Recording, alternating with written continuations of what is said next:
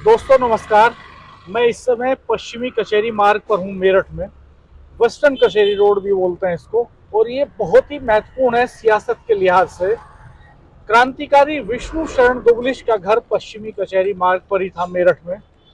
और विष्णु शरण दुबलिश जी चौधरी चरण सिंह के राजनीतिक गुरु भी थे। चौधरी साहब उनको अपना गुरु मानते थे राजनीतिक तौर पर। चौधरी साहब भी वेस्टर्न कचहरी रोड पर ही रहे और आरएलडी के मुखिया रहे। चौधरी अजीत सिंह जी का वोट भी वेस्टर्न कचहरी रोड के मकान में ही था और वो यहीं के वोटर थे, बागपत कॉन्स्टिट्यूएंसी के वोटर नहीं थे। भले ही वो छपरोली से एमएलए रहे हों और बागपत से लोकसभा जाते रहे हों। अब आज हम यहाँ पर वो कमरा दिखाने के लिए आपको लाए हैं जिसमें बागपत से आरएलडी के प्रत्याशी डॉक्टर राजकुमार सांगवान रहते हैं। उनके कई भाषण हमने आपको दिखाए, उनका पैतृक घर हमने आपको दिखाया गांव उपलहेड़ा में। आज हम आपको मेरठ में उनका कमरा दिखाते हैं जिसका जिक्र वो अक्सर अपने भाषणों में कर रहे हैं इस समय। और कल भी मोदी नगर में उन्होंने कहा कि मैं एक छोटे कमरे में रहता हूँ, उसमें कोई एसी नहीं है, कोई कूलर नहीं है उसमें, और एक मच्छरदानी है 5 साल पुरानी जिसका इस्तेमाल वो करते हैं। तो हम रियलिटी चेक करते हैं कि असलियत क्या है। और ये पश्चिमी कचहरी मार्ग से कनेक्ट करती हुई गली है। इस गली में भी कई राजनीतिक शख्सियतें रही हैं। ठाकुर बलबीर सिंह यहाँ रहे हैं और शत्रुघ्न प्रकाश त्यागी जी इसी गली में रहते थे। और अब डॉक्टर राजकुमार सांगवान भी यहाँ से बागपत लोकसभा सीट के लिए आरएलडी के प्रत्याशी बन गए हैं। ये वो घर है जिसके एक कमरे में डॉक्टर राजकुमार सांगवान रहते हैं। आइए हम देखते हैं कि उनके घर का कमरा कैसा है। हम लोग कई बार प्रेस कॉन्फ्रेंस के दौरान यहाँ आते रहे हैं। ये दरवाज़ा हमेशा खुला ही रहता है। और ये ड्राइंग रूम है। नमस्कार डॉक्टर। बढ़िया हैं, आप बताइए कैसे हैं? आप डॉक्टर संदीप पहल जी हैं? आइए सुनील भाई, बैठिए। कैसे आज मामला क्या चल रहा है? हम आपसे कुछ बात करना चाहते हैं और जब तैयारी से आए हो? बिल्कुल पूरी तैयारी से आए हैं। ये ये किधर ये से आप यहाँ लगा सकते हैं इसको। कैसे बताओ? मैं लगाता हूँ। लगा दो।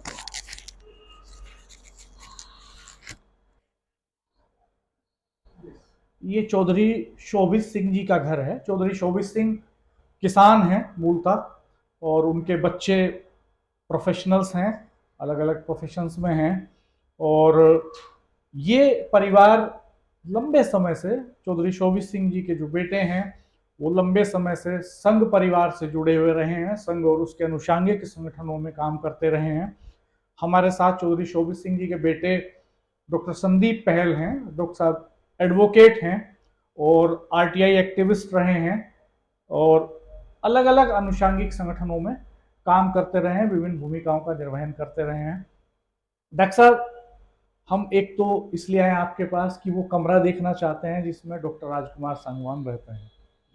दूसरा ये कि आपका भी उनका लगभग सन 80 से नाता है, जो मुझे पता चला। जब डॉक्टर साहब को टिकट घोषित हुआ तो हम सर्च कर रहे थे कि भाई उनके पुराने साथी कौन हैं, उनके मित्र मंडली के लोग कौन हैं। हालांकि आपकी और उनकी उम्र में लगभग 10 साल का अंतर होगा निश्चित तौर पर, बिल्कुल बिल्कुल। लेकिन एक बॉन्डिंग सन 80 से है आपकी।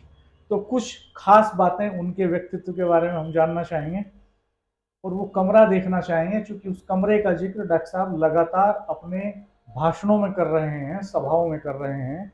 हम रियलिटी चेक करना चाहते हैं आखिर सच्चाई क्या है। हम उनके पैतृक गांव में भी गए थे उपलहेड़ा में, वहां भी हमने एक वीडियो कंटेंट तैयार किया था लोगों से जाकर के XM4। इसी तरह से आज हमने आपके यहाँ ये रेड मारी है एक तरह से। तो हम रियलिटी चेक। मैं तो अभी गांव से आया था, सोने जा रहा था तो आप लोग आ गए। जी जी जी। बैठ गया। तो सन 80 में आपकी उम्र कितनी रही होगी? मेरा उनसे जो जुड़ाव प्रारंभ हुआ वो हुआ 1986 से, जी। जब मैं 10वीं में था।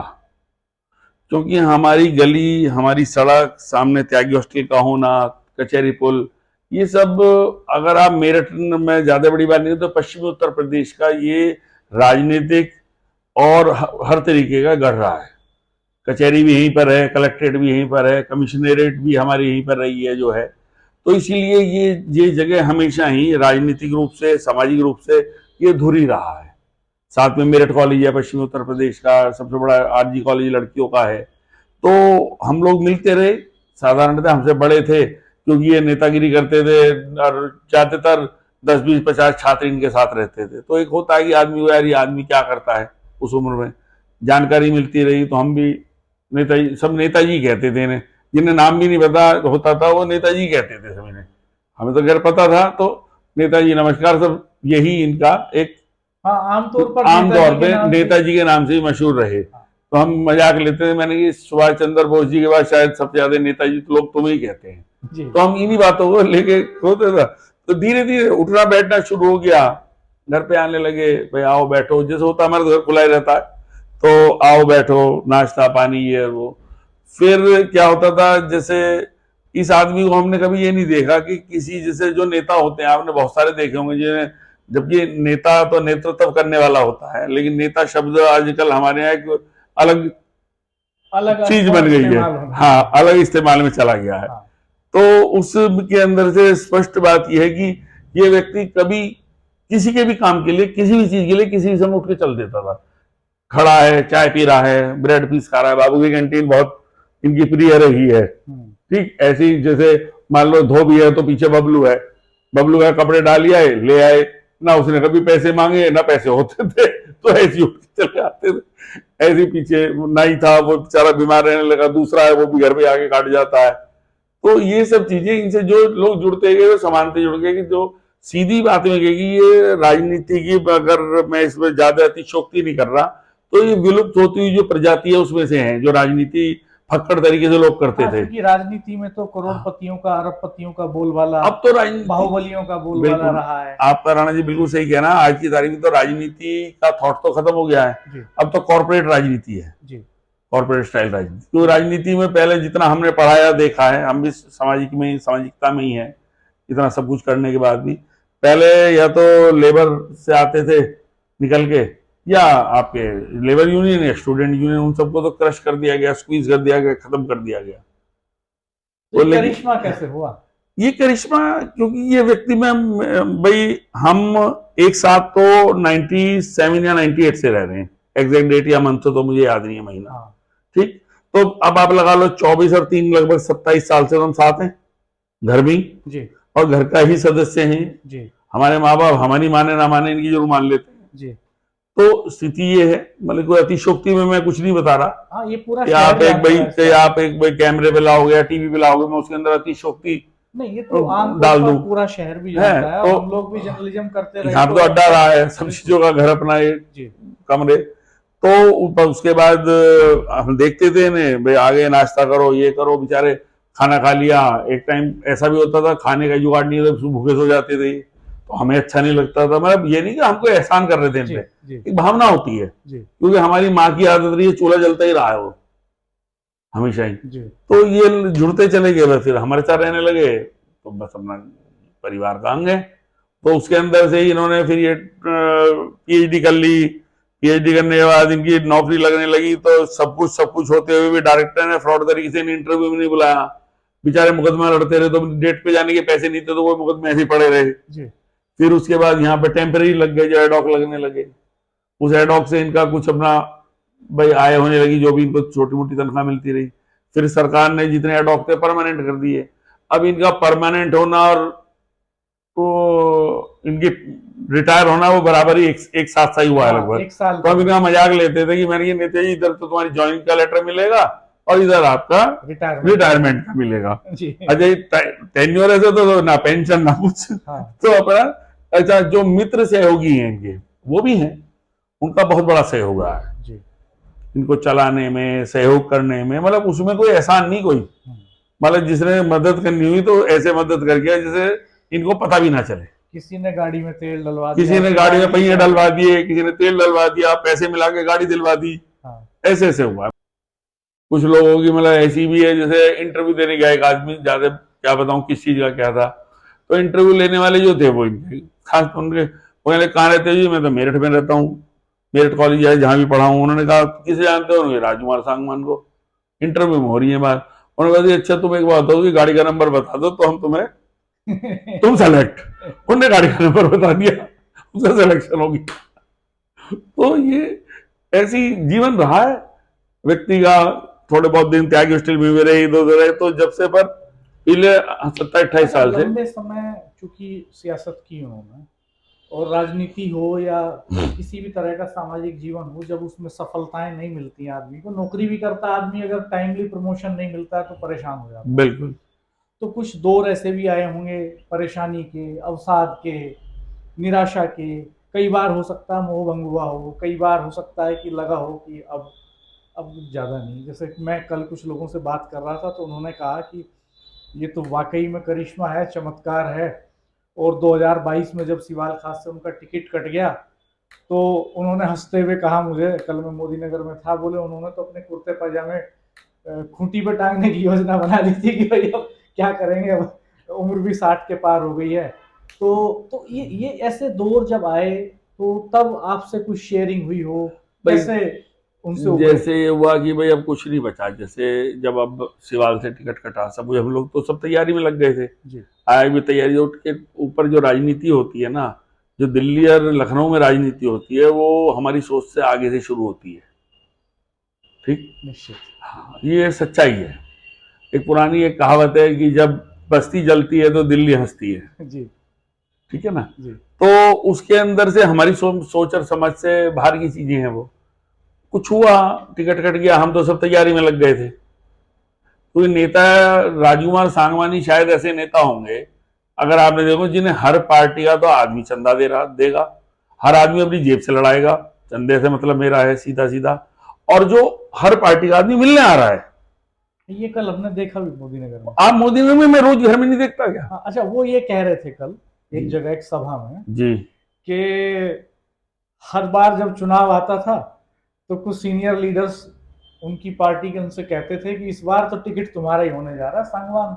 हम्म, तो मैं कहता था दिला दो, हम्म। और फिर होता नहीं था, और इस बार हो ही गया। वो आदत पड़ गई थी ना, होगा ही नहीं, और हो गया। ये जब हमने मान लिया हमारे साथ तो कुछ होना ही नहीं, और एकदम कुछ हो जाए तो जो हमने सोचा ना हो। जी तो लेकिन ये निर्णय जो है, मेरी बात हो रही थी एक वैसी फोन पे, किसी त्यागी जी यहाँ से चुनाव लड़े, हाँ कह रहे भाई जयंत चौधरी जी ने वो काम किया है जो चौधरी चरण सिंह जी ने किया था, वो चीज दिखाई दी टिकट बंटने में। मतलब मुझे बड़ी अच्छी लगी उनकी बात। जी जी। हम नहीं सोचते राजनीति में, क्योंकि सामान्य राजनीति मेरा, कार्यकर्ताओं को आगे बढ़ाना। हाँ राजनीति में मेरा कोई सब्जेक्ट नहीं है राजनीति, जी लेकिन क्योंकि सब चीज देखते हैं रहे हैं तो दिखाई देती है।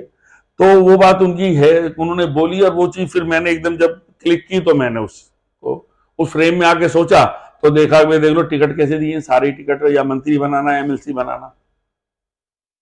ये है जो राजनीतिक दलों में आपको वर्तमान में तो देखने को मिलेगा नहीं किसी में, जी जी। किसी भी राजनीतिक दल में आपको इंडिया में देखने को नहीं मिलेगा। अब क्या रणनीति चल रही है इस समय चुनाव की?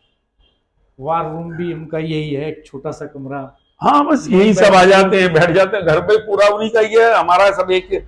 हम किसी को भी ये कहना घर हमारा है तो कोई मूर्खता की बात है जी हमेशा से ही। जी जी। क्योंकि जैसे कई बार शहर में घूमते थे तो लोग कहते थे अरे सुना है राजकुमार सांगवान ने घर कोई वेस्टर्न चेयर रोड पे कब्जा लिया, तो हम भी हंस देते थे, मैंने क्या कब्जा रखा है, क्या कहेंगे किसी को भाई, लोगों को क्या पता, लोग तो हमेशा निगेटिव बात कई करते बार हैं। ये भी मुद्दा बना कि साहब इनके पास तो अपना घर तक नहीं है, तो कैसे राजनीति करेंगे? राजनीति तो करते ही वो लोग थे जिन पे घर नहीं होता था, जी। और जो घर बनाने की सोचते भी नहीं थे। मैंने अच्छा, कहा ना राजनीति के क्या सारा विचार ही बदल गया राजनीति तो।